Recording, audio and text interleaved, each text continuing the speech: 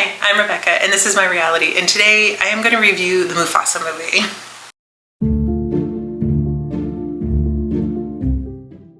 Welcome back to my channel. If you wouldn't mind subscribing if you haven't already, I really would appreciate that. And let's just get into the review. So I saw Mufasa with my mom, my sister, and my fiance. And I have some thoughts. First, let's talk about the movie theater real quick. I went to a movie theater, a Regal one in Salem, Oregon. It was terrible. Okay, I think they low-key forgot that we were in the theater because it was literally just the four of us in this one theater, and they played 30 minutes of previews before starting the actual movie. I was about to go out and be like, hey, I think you guys forgot that we are actually here to see it. Can you just push play, please? But it started playing. But seriously, the showing was supposed to be at 1:30 and it didn't start till 2. So that was a little annoying. And then the other reason why I think they forgot about us is that at the end of the movie, they normally kind of turn it down a little bit and then turn on the lights. They never turned on the lights, and the movie music was still very, very loud, and we had to use our cell phones to like find our stuff because it was so dark. So I won't ever be going to that theater again. The other issue I had with the theater was we saw it in 3D, and I just saw Wicked in 3D, and that was amazing. It really enhanced the movie experience, and it really brought to life the movie, and I didn't notice that I was wearing glasses. It just felt natural. This theater, I honestly think that the screen was too small and low quality to like compensate for it also being 3D. Because it felt very uncomfortable. I was very aware that I was watching 3D. It like kind of messed with my vision a little bit. It took a really long time to adjust. Whereas with the Wicked one, it was just immediate. Like I didn't even, there was nothing. It was just me watching a movie. Whereas with this one, I was very aware I was watching a 3D movie. I hope that makes sense. So be cautious with where you watch 3D movies at. Maybe only go to the newer theaters, because I think this one was like a bit older. It wasn't like raggedy or anything. It was very clean. The people were very nice. Just the theater itself is old, you know? So anyways, the movie. First, let me explain Lion King, the live action, and what my gripe was with that, so you'll understand what I'm talking about with Mufasa. So in the OG, the cartoon version of Lion King, think of the scene where Mufasa, Simba, Nala, and Zazu are walking back to Pride Rock after Mufasa saved the kids from Elephant Graveyard, right? You're picturing that? They're walking along, and then Mufasa tells Zazu to take Nala home, and then he calls for Simba. And Simba like looks scared, his ears go down, and then he ducks down also. You remember that scene? Well, then in the live action, that same scene happens, but Simba just sits there. Like, Mufasa says his name, and he's just like, nothing. It was so disappointing. Like, I get it. They were probably thinking, these are lions. They don't have facial expressions. Well, they're also lions that are talking. So, give them some expression. And I think that was some people's biggest gripe with Lion King live action, because there was no expression. It was like, we get it, they're lions, but they're also talking and they work with birds, okay? Like, come on now, give us something.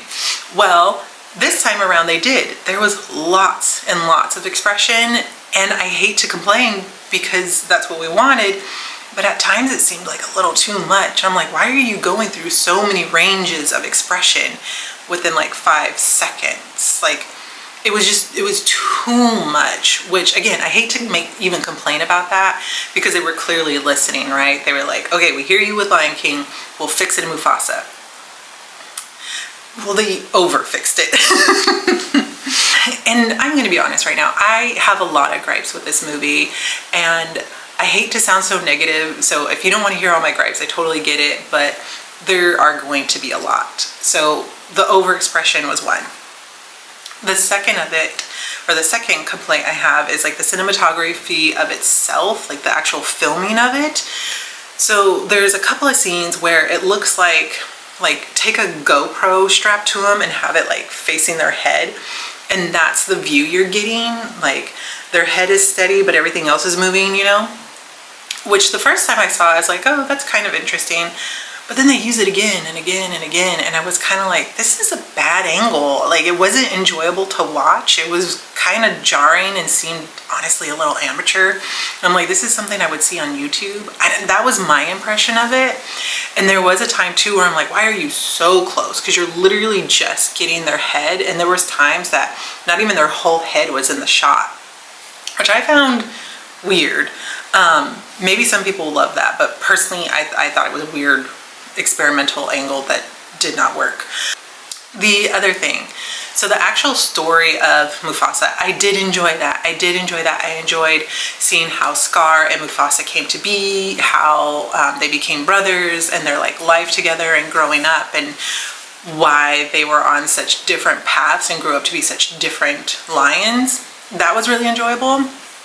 But the way they told the story wasn't immersive. And what I mean by that is that it opens with, or it doesn't open with, but it starts with Rafiki telling the story to Kiara, which is Simba's daughter.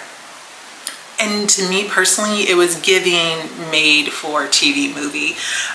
Like, I'm like, okay, this is different, but sure, all right, you know, it's a flashback sort of thing. Fine. The thing that I didn't like about that is that it kept going back to Rafiki. Like, you would be seeing Mufasa's story, it's progressing, stop, go back to Rafiki and Kiara. And then also Timon and Pumbaa were with them. It was the four of them, and Rafiki was telling all of them the story, and it just felt disruptive. And then Timon and Pumbaa felt like they were supposed to be the comedic relief, but it wasn't funny. And granted, you know, maybe I'm for sure not the target audience for this. I'm an adult and it's a children's movie. So maybe for the children, they liked it, but I didn't as an adult. And then with the coming back to Kiara and Rafiki, it just took you out of the story of Mufasa. You're like starting to get enthralled. You're starting to like really get to know the characters of Mufasa and Scar, and you meet Nairobi in it, and then it's disrupted. And it did it quite a bit, and I didn't feel it was natural, so that was kind of a gripe I had as well for it. The story itself, like I said, that was really enjoyable. It was just the constant interruptions that were not. The other huge disappointment was the music. It was not it. It wasn't. None of the songs were bangers. None of them. And think back to OG Lion King. Be Prepared, shut up. Be Prepared, the best song that Disney has ever made. Hakuna Matata, I Can't Wait to Be King. Can You Feel the Love Tonight? Shut up. So good. So good. In this movie, in Mufasa, literally not one good song. Not one of them that you would be like, ooh, I'm going to sing along to this. Like, one of the first songs, or at least one of the first songs I can remember, it was just super repetitive, which, you know, songs have hooks and there is a repetition to it. But in this one, it was just like, are there any other words? Like, and I feel like I'm being so harsh, but this is just how I felt. Like, as I'm watching it, I was like, what else are you gonna say? Like, what else do you have to say? Because the songs normally help, you know, tell more of the story. These didn't feel like it moved the story along. It just kind of felt like weird interjections of music. And the villain had a song. And that song was the most disappointing song I've heard in Disney. And oh man, I hate to sound so negative, but the villain in part of it was like, make you go bye-bye. And as soon as he said go bye-bye, I was like, you're not scary anymore. You're not a villain. Like, think of Be Prepared. And then when you hear the villain sing in this one, it just, a shiny new era, we're tiptoeing nearer. Think of that. And then think of a villain being like, I'm gonna make you go bye-bye. That's not intimidating. It's not. It was just, and one of the things I love about old school Disney villains is they were so sleek. They were so cool. They had so much style. Yes, they were villains, but like, there was such like swag to him. This villain has no game, no swag. Like it was. So I didn't like the songs either. So with all that being said, I get it. I'm an adult watching a Disney movie, so maybe, you know, it's not made for me. It's not made for me. Maybe I'm being too harsh. I'm not a movie writer. I'm not a songwriter. Maybe I'm being too harsh, but that was how I felt about it. And I was very much disappointed because I loved Lion King. Loved it. #1 movie. And now that they've made 2 like prequels to Lion King, I kind of think it's time for Disney to stop, because you just keep ruining it, in my opinion. And again, that sounds so harsh, but that's how I felt. And I didn't enjoy it. The artistry of it though was beautiful. The like the digital creation of the lions and the landscape and all that, that was stunning. That was beautiful. I did love the story of Mufasa. It really explained how Scar came to be. And it really made sense. Like if they really just focused in on the actual story, it would have been a lot more immersive. It would also have been a shorter movie as well. The movie is like over 2 hours long, which was honestly too long. And in the storytelling of Scar too, I feel like by the end I was like, oh yeah, okay. It really made sense as to why he then like started to hate Mufasa and had it out for him. Like it kind of made sense. It was sad, but that was the other thing. It wasn't that sad. You know, Disney movies you normally cry at, they normally get you in your feels. Like, you just play a snippet of Lion King where Mufasa, like, think of Mufasa falling, you'll start crying, you know? There were no tears. I literally almost started falling asleep through it. I'm not even kidding. My fiance got up to go to the bathroom, and I was like, can you get me a Coke and some popcorn? And I needed that simply so I would have something to do to keep me awake, because I was legitimately falling asleep. I was not in my feelings. I was not immersed. So I personally would recommend just waiting for it to come out on Disney Plus. I wouldn't go to the theaters, honestly. But the good parts were, I did enjoy the story of Mufasa. I did enjoy the story of Scar.